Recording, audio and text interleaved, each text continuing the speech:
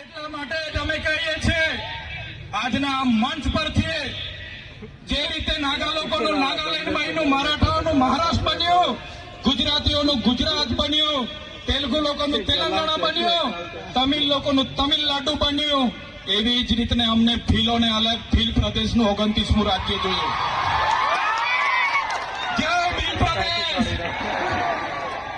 ભીલ પ્રદેશ અમને 29મું રાજ્ય ભીલોને આબાદી આપો, એની રાજધાની અમે કેવડિયા બનાવીને રહીશું.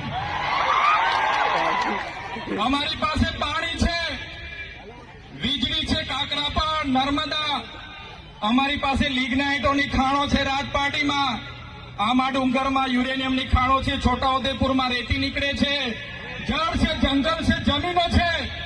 અલગ રાજ્ય અમને આપી દો, અમે અમારા આદિવાસીઓનો વિકાસ કરી લઈશું. જે અમારો ભીલ પ્રદેશ હતો, દેશ આઝાદ થયા પછી આદિવાસીઓને વિભાજિત કરી દેવામાં આવ્યા છે. 13 જિલ્લાઓને મધ્યપ્રદેશ, 12 જિલ્લાઓને રાજસ્થાનમાં, 14 જિલ્લાઓને ગુજરાતમાં અંબાજીથી ઉમરગામ સુધી, 10 જિલ્લાઓ નંદુરબાર, નાસિક, પાલઘર સુધીના મહારાષ્ટ્રમાં લઈ જવામાં આવ્યા છે. આજે પણ અમારો મહારાષ્ટ્ર, મધ્યપ્રદેશ અને રાજસ્થાન સાથે અમારી સંસ્કૃતિ સાથે છે, પરંપરા હરકી છે, રીત ભાષા હરકી છે. આજે પણ અમારો રોટી બેટીનો વ્યવહાર છે. આજે પણ અમે એમની સાથે સાથે રહીએ છીએ. આજે અમને ભીલ પ્રદેશની માંગ કરીએ છીએ. આજે તમે જોઈ લો, આ ભીલ પ્રદેશનું વિભાજન કરવામાં આવ્યું.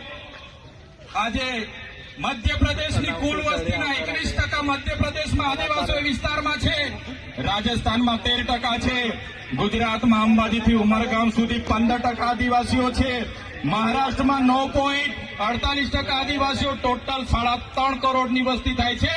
અમને અલગ ભીલ પ્રદેશ આપો, અમે અલગ અમારા લોકોનો વિકાસ કરીશું. બંધારણમાં જોગવાઈ છે, આર્ટિકલ 3 તમે વાંચી લેજો. જે રીતના મહારાષ્ટ્રમાંથી ગુજરાત રાજ્ય બન્યું, આજે દેશ અને ગુજરાતનો વિકાસ થયો, પણ આદિવાસીઓનો વિકાસ નથી થયો. એટલા માટે અમે કહીએ છીએ કે અમેરિકામાં આપણા જેટલી વસ્તી નથી, છતાં પણ 50 રાજ્યો છે, જ્યારે ભારતમાં 28 જ રાજ્ય છે. તો 29મું રાજ્ય બનવું જોઈએ કે નહીં બનવું જોઈએ? બનવું જોઈએ. એની રાજધાની કેવડિયા હશે. આખું મંત્રીમંડળ અને મુખ્યમંત્રી, અહીંનું આખું અધિકારી ગણ, અહીંનું પોલીસ તંત્ર તમામમાં આદિવાસી હશે, તો જ અમારા આદિવાસીઓનો વિકાસ થશે. એટલા માટે જેટલા પણ અન્યાય અત્યાચાર થયા છે, ડેડિયાપાડાવાળાને એવું લાગશે, ઝઘડિયાવાળા, શાકબારાવાળાને લાગશે, કેવડિયાવાળાને મારી નાખે, આપણે શું? પણ નહીં. આજે કેવડિયાવાળાનો વારો છે, કાલે માલસામોટવાળા પણ તૈયાર રહેજો માર ખાવા માટે.